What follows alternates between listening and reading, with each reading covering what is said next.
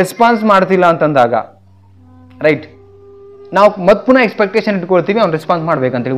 ಸ್ನೇಹಿತರೆ, ಈ ಕಣ್ಣೀರಿಗೆ ಮೇನ್ ಕಾರಣ ಏನಾಗುತ್ತೆ, ಇವತ್ತು ಎಷ್ಟೋ ರಿಲೇಷನ್ಶಿಪ್ಪಲ್ಲಿ ಎವ್ರಿ ಡೇ ಕಣ್ಣೀರು ಹಾಕ್ತಿರೋರಿದ್ದಾರೆ ತುಂಬ ಜನ. ಬಟ್ ರಿಯಾಲಿಟಿ ಏನು ಅದ್ರ ಬಗ್ಗೆ ಡಿಸ್ಕಷನ್ ಮಾಡೋಣ. 3 ಪಾಯಿಂಟ್ಸನ್ನು ನೋಟ್ ಮಾಡಿದ್ದೀನಿ. ಫಸ್ಟ್ ಒನ್ ಬಂದು ಏನಂತ ಹೇಳಿದ್ರೆ, ನಡೆದಿರೋ ಕಹಿ ಘಟನೆಗಳು ಕಾರಣ ಆಗುತ್ತೆ ಅಲ್ವಾ. ಅಂದರೆ ನಮ್ಮ ಜೀವನದಲ್ಲಿ ಏನು ಘಟನೆಗಳು ನಡೆದಿರುತ್ತೆ, ಸೊ ಅವನ್ನ ಇವಾಗಲೂ ಕೂಡ ನೆನ್ಪು ಮಾಡಿಕೊಂಡು ಆವಾಗ ಬೆಸ್ಟ್ ಆಗಿರ್ತಕ್ಕಂಥ ಘಟನೆಗಳಿರುತ್ತೆ ಅಥವಾ ನಮ್ಮನ್ನು ನಂಬಿಸಿರ್ತಕ್ಕಂಥ ಘಟನೆಗಳಿರುತ್ತೆ.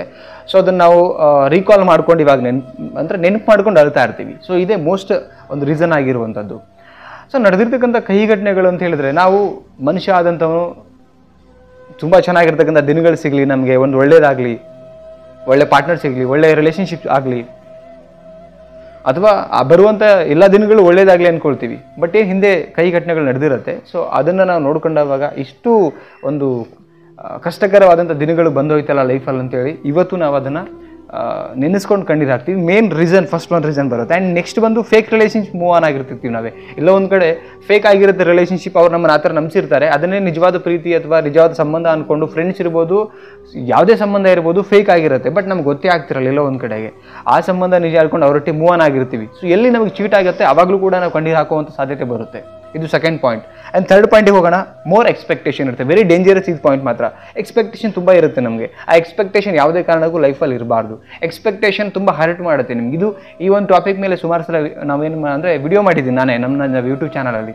ಎಕ್ಸ್ಪೆಕ್ಟೇಷನ್ ಅಂದರೆ ಏನು, ಎಕ್ಸಾಂಪಲ್ ನಿಮ್ಮ ಭಾವನೆಗಳಿಗೆ ಅಲ್ಲಿಂದ ರೆಸ್ಪಾನ್ಸ್ ಮಾಡ್ತಾ ಇಲ್ಲ ವ್ಯಕ್ತಿಗಳು, ಆದರೂ ಅದು ಗೊತ್ತಾದ ಮೇಲೆ, ಉದಾಹರಣೆಗೆ ಒಬ್ಬ ವ್ಯಕ್ತಿ ನಿಮ್ಮ ಸಂಬಂಧದಲ್ಲಿ ಇದ್ದಾನೆ ಅಂತ ಅನ್ಕೊಳ್ಳೋಣ, ಅವ್ನು ಯಾವುದೇ ಕಾರಣಕ್ಕೂ ಅದನ್ನು ರೆಸ್ಪಾನ್ಸ್ ಮಾಡ್ತಿಲ್ಲ ಅಂತಂದಾಗ ರೈಟ್ ನಾವು ಮತ್ತೆ ಪುನಃ ಎಕ್ಸ್ಪೆಕ್ಟೇಷನ್ ಇಟ್ಕೊಳ್ತೀವಿ ಅವ್ನು ರೆಸ್ಪಾನ್ಸ್ ಮಾಡ್ಬೇಕಂತೇಳಿ. ಉದಾಹರಣೆಗೆ ಆ್ಯಕ್ಚುಲಿ ಏನಂತ ಹೇಳಿದ್ರೆ, ಈ ಒಂದು ಶಾಪಿಂಗ್ ಮಾಲಿಗೆ ಹೋಗ್ತೀರಾ, ಆ ಶಾಪಿಂಗ್ ಮಾಲಿಗೆ ಹೋಗ್ಬಿಟ್ಟು ನಿಮ್ಮ ಇಷ್ಟಪಟ್ಟಂಥ ವ್ಯಕ್ತಿಗೆ ಒಂದೇನೋ ಪರ್ಚೇಸ್ ಮಾಡ್ಕೊಂಡು ಬರ್ತೀರಾ. ಅಲ್ಲಿ ಪರ್ಚೇಸ್ ಮಾಡ್ಕೊಳ್ಬೇಕಾದ್ರೆ ಒಂದು ಎಕ್ಸ್ಪೆಕ್ಟೇಷನ್ ಇರುತ್ತೆ, ನನ್ನ ಸಂಗಾತಿ ನನಗೇನೋ ಒಂದು ತೊಗೊಂಡು ಕೊಟ್ಟರೆ ಖುಷಿ ಆಗ್ತಾನೆ, ಕಮೆಂಟ್ ಮಾಡ್ತಾನೆ ಅಂತೇಳಿ. ನೀವು ಅದನ್ನು ತೊಗೊಂಡ್ಬಂದು ಕೊಟ್ಟಾಗ ಏನೂ ಕಮೆಂಟ್ ಮಾಡಿಲ್ಲ, ರೆಸ್ಪಾನ್ಸ್ ಏನೂ ಬಂದಿಲ್ಲ ಅಂದಾಗ 100% ಹರ್ಟ್ ಆಗುತ್ತೆ ರೈಟ್.